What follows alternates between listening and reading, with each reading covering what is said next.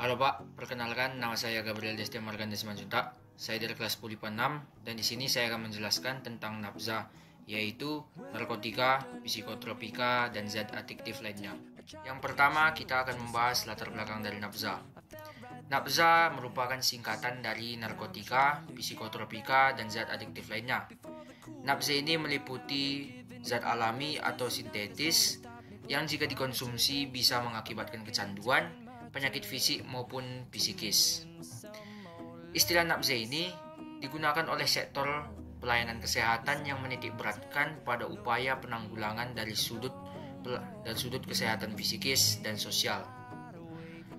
Jadi, di Indonesia, kasus penyalahgunaan nafza sebenarnya dari tahun ke tahun semakin menaik.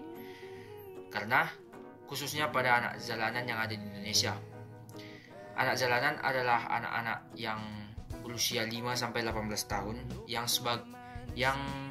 sering ataupun menghabiskan sebagian besar dari waktunya untuk mencari nafkah di jalan dan berkeliaran ke sana ke sini untuk membuat dirinya senang, sehingga anak jalanan ini juga mudah terjerumus kepada penyalahgunaan nafza karena dia tidak tahu apakah itu benar atau salah dan apakah itu baik atau tidak.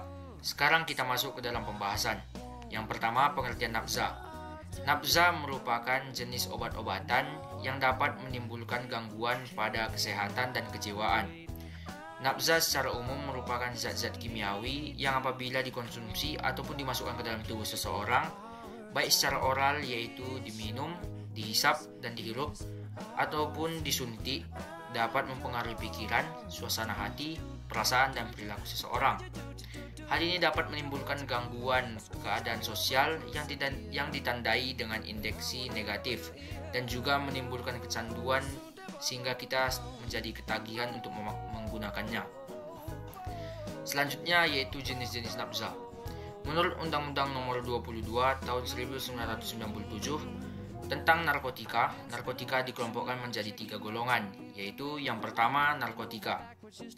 Narkotika merupakan suatu zat atau obat yang berasal dari tanaman maupun bukan tanaman, baik sintetis dan semi-sintetis, yang dapat menyebabkan penurunan perubahan kesadaran, mengurangi dan menghilangkan rasa nyeri, serta dapat menimbulkan ketergantungan secara fisik maupun psikologi. Narkotika dibagi menjadi 3 golongan. Yang pertama, narkotika golongan 1. Narkotika golongan 1 ini adalah narkotika yang dapat digunakan untuk tujuan pengembangan ilmu pengetahuan dan tidak digunakan dalam terapi, serta mempunyai potensi sangat tinggi mengakibatkan ketergantungan. Contohnya seperti heroin, kokain, dan ganja. Lanjut kepada narkotika golongan 2. Narkotika golongan 2 ini adalah narkotika yang berkhasiat untuk pengobatan, digunakan dalam terapi ataupun tujuan pengembangan ilmu pengetahuan, serta mempunyai potensi tinggi mengakibatkan ketergantungan juga. Contohnya seperti morfin, betidin, turunan garam, dan golongan tertentu. Kemudian narkotika golongan 3. Narkotika golongan 3 adalah narkotika yang berkhasiat dalam pengobatan yang banyak digunakan dalam terapi dan atau tujuan pengembangan ilmu pengetahuan, serta mempunyai potensi yang ringan untuk menyebabkan ketergantungan ataupun kecanduan. Misalnya, contohnya itu seperti kodein, garam-garam narkotika dalam golongan tertentu. Yang kedua adalah psikotropika. Psikotropika adalah setiap bahan alami ataupun bahan buatan bukan narkotika yang berkhasiat psikoaktif, mempunyai pengaruh selektif pada susunan saraf pusat, yang menyebabkan perubahan khas pada aktivitas mental dan perilaku. Psikotropika dibagi menjadi 4 golongan. Yang pertama, psikotropika golongan 1, yaitu psikotropika yang hanya digunakan untuk tujuan ilmu pengetahuan dan tidak digunakan dalam terapi, serta mempunyai potensi yang sangat kuat mengakibatkan sindroma ketergantungan. Contohnya itu seperti MDMA dan ekstasi. Lanjut, psikotropika golongan 2. Psikotropika golongan 2 adalah psikotropika yang berkhasiat untuk pengobatan dan dapat digunakan dalam terapi, serta untuk tujuan ilmu pengetahuan dan mempunyai potensi yang kuat menimbulkan ketergantungan. Contohnya itu seperti amfetamin dan sekobarbital. Kemudian psikotropika golongan 3. Psikotropika golongan 3 adalah psikotropika yang berkhasiat untuk pengobatan dan banyak digunakan dalam terapi dan untuk tujuan ilmu pengetahuan lainnya, serta mempunyai potensi yang sedang menyebabkan ketergantungan. Contohnya itu seperti fenobarbital. Kemudian psikotropika golongan 4. Psikotropika golongan 4 adalah psikotropika yang mempunyai khasiat pengobatan dan sangat luas, digunakan dalam terapi dan untuk tujuan ilmu pengetahuan, serta mempunyai potensi yang ringan mengakibatkan ketergantungan, lain daripada psikotropika golongan 1-3 tadi. Contohnya itu seperti diazepam dan clobazam. Yang ketiga adalah zat adiktif. Zat adiktif adalah bahan lain yang bukan narkotika atau psikotropika yang merupakan inhalasi yang penggunaannya dapat menyebabkan ketergantungan, seperti lem, ether, dan premix. Zat adiktif ini dibagi menjadi 3 golongan. Yang pertama, golongan A. Golongan A adalah minuman beralkohol dengan kadar etanol 1%-5%. Contohnya itu seperti bir dan Greensen. Kemudian golongan B. Golongan B adalah minuman beralkohol yang dengan kadar etanol 5%-20%. Contohnya adalah anggur kolesom. Yang ketiga adalah golongan C. Golongan C ini adalah minuman beralkohol yang mempunyai kadar etanol 20%-55%. Contohnya itu seperti arak, whisky, dan vodka. Lanjut kepada faktor penyebab penyalahgunaan nafza. Faktor penyebab penyalahgunaan nafza dibagi menjadi 2, yaitu faktor individu dan faktor lingkungan. Yang pertama, faktor individu. Tiap individu tentu saja memiliki perbedaan tingkat risiko untuk menyalahgunakan nafza. Faktor yang mempengaruhi individu terdiri dari faktor kepribadian dan faktor konstitusi. Alasan-alasan yang biasanya seseorang terjerumus terhadap penyalahgunaan nafza yaitu: yang pertama, keingintahuan mereka yang sangat besar dan untuk mencoba bagaimana sebenarnya akibat dari penyalahgunaan nafza. Yang kedua, keinginan untuk bersenang-senang. Yang ketiga, keinginan untuk mengikuti tren atau gaya. Maksudnya itu, misalnya seseorang ingin menggunakan nafza supaya dia terlihat keren dan terlihat mengagumkan di depan mata orang lain, padahal sebenarnya itu adalah tindakan yang salah dan tidak membuat dia menjadi tren ataupun bergaya. Yang selanjutnya yaitu keinginan untuk diterima oleh lingkungan atau kelompok. Kemudian, lari dari kebosanan, masalah, dan kesusahan hidup. Ya, memang nafza ini juga bisa menghilangkan rasa stres ataupun membuat pikiran kita menjadi tenang sehingga kita bisa bersenang-senang dan tidak tertimpa oleh masalah hidup dan kesusahan hidup lainnya. Selanjutnya, pengertian yang salah bahwa penggunaan sekali-sekali tidak menimbulkan ketagihan. Penyalahgunaan nafza ini sebenarnya tentu saja menyebabkan ketergantungan dan kecanduan, sehingga banyak orang berpikiran untuk sekali-sekali tidak apa-apa mencoba nafza, padahal itu sebenarnya menyebabkan ketagihan yang susah untuk dikurangi dan susah untuk dihilangkan. Setelah itu, tidak mampu atau tidak berani menghadapi tekanan dari lingkungan atau kelompok pergaulan untuk menggunakan nafza. Yang terakhir, tidak dapat berkata tidak terhadap nafza. Memang banyak sekali godaan untuk melakukan penyalahgunaan nafza ini. Jadi banyak orang yang sulit menolak untuk penyalahgunaan nafza ini, dan mereka pun terpaksa dan secara tidak sengaja maupun sengaja terjerumus kepada penyalahgunaan nafza ini. Lanjut kepada faktor lingkungan. Faktor lingkungan meliputi yang pertama, lingkungan keluarga. Lingkungan keluarga ini merupakan lingkungan pertama atau lingkungan yang paling utama bagi kita untuk setiap manusia. Di dalam lingkungan keluarga ini, hubungan ayah dan ibu yang retak, komunikasi yang kurang efektif antara orang tua dan anak, mampu menyebabkan seseorang itu terjerumus pada penyalahgunaan nafza. Misalnya, dia keluarganya bermasalah dan karena keluarganya bermasalah, dia sebagai pun berpikir semakin jauh untuk bagaimana cara menghilangkan tekanan ataupun beban pikiran ini, sehingga dia mudah terjerumus kepada penyalahgunaan nafza yang menyebabkan dirinya hancur dan sama sekali tidak berguna lagi dan menjadi rusak. Setelah itu, lingkungan sekolah. Lingkungan sekolah yang kurang disiplin, terletak dekat dengan tempat hiburan, mampu juga menyebabkan penyalahgunaan nafza ini pun terjadi.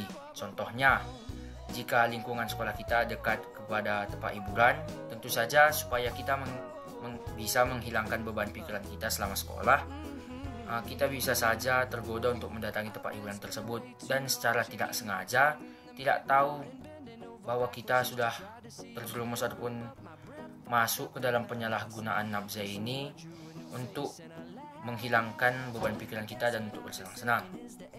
Kemudian lingkungan teman sebaya.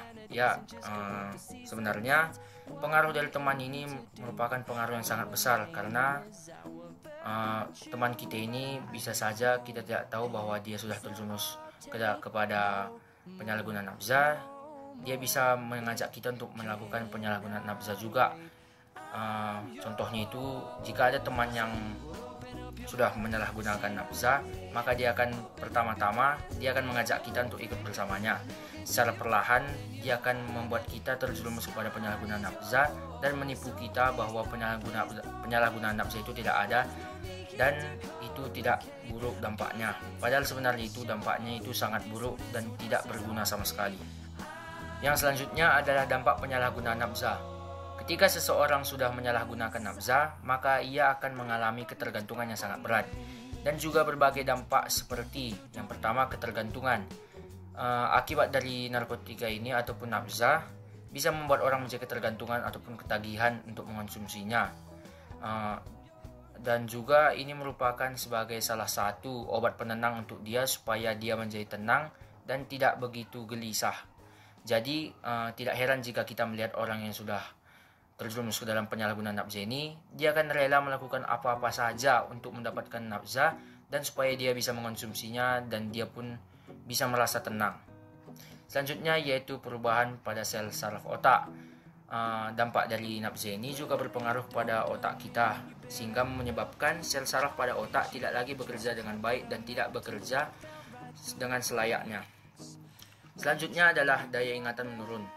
Akibat dari penyalahgunaan nafza, ingatan kita pun menjadi seketika hilang dan tidak bisa mengingat sama sekali dengan baik, dan ingatan kita pun berkurang sehingga kita menjadi lupa akan diri kita dan tidak mengingat siapa kita sendiri. Kemudian kehilangan keseimbangan tubuh. Kehilangan keseimbangan tubuh ini maksudnya adalah beberapa jenis narkoba dapat mempengaruhi saraf otak dan organ keseimbangan di telinga, sehingga tubuh dapat mengalami gangguan keseimbangan. Hal ini dikarenakan otak bertanggung jawab untuk mengkoordinasikan gerakan. Oleh karena itu, seorang pecandu narkoba ataupun nafza tidak diperbolehkan untuk mengemudi ataupun melakukan aktivitas yang dilakukan seperti orang normal lainnya, karena dianggap tidak dapat melakukannya dengan baik. Kemudian halusinasi. Halusinasi ini artinya adalah seperti berhayal. Jadi seseorang yang sudah terjerumus ke dalam penyalahgunaan nafza, dia seketika akan suka berhalusinasi ataupun berhayal dan membayangkan sesuatu itu benar-benar terjadi dalam hidupnya, padahal sebenarnya itu adalah hayalan dia yang tidak nyata. Kemudian penyakit jantung. Nafza juga berpengaruh kepada jantung kita. Jadi jika kita salah menggunakan nafza ataupun terjerumus ke dalam penyalahgunaan nafza, jantung kita merupakan organ yang bisa diserang dan bisa berakibat fatal hingga kematian. Dampak selanjutnya adalah sulit tidur.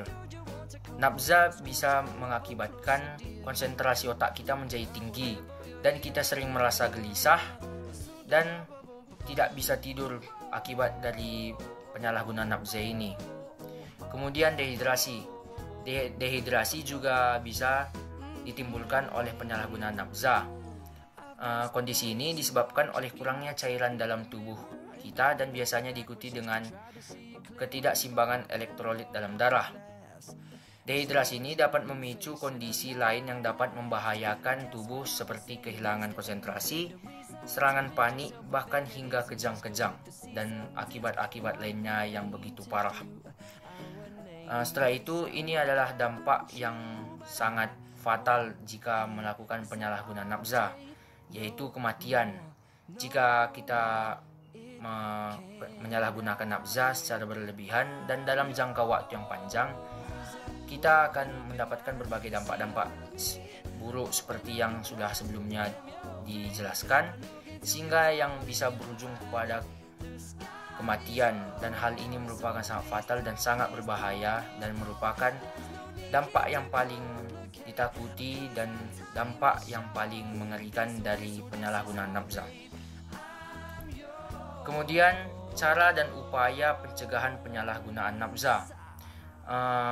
Cara dan upaya pencegahan penyalahgunaan nafza ini dibagi menjadi 3. Yang pertama, pencegahan primer. Pencegahan primer ini maksudnya adalah mengenali remaja risiko tinggi penyalahgunaan nafza dan melakukan intervensi. Upaya ini terutama dilakukan untuk mengenali remaja yang mempunyai risiko tinggi untuk menyalahgunakan nafza. Setelah itu melakukan intervensi terhadap mereka agar tidak menggunakan nafza. Upaya pencegahan ini dilakukan sejak anak berusia dini supaya faktor yang dapat menghambat proses tumbuh kembang anak dapat diatasi dengan baik. Kemudian pencegahan sekunder.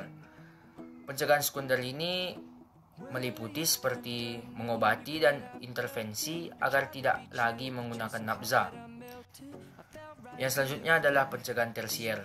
Pencegahan tersier ini meliputi merehabilitasi penyalahgunaan nafza.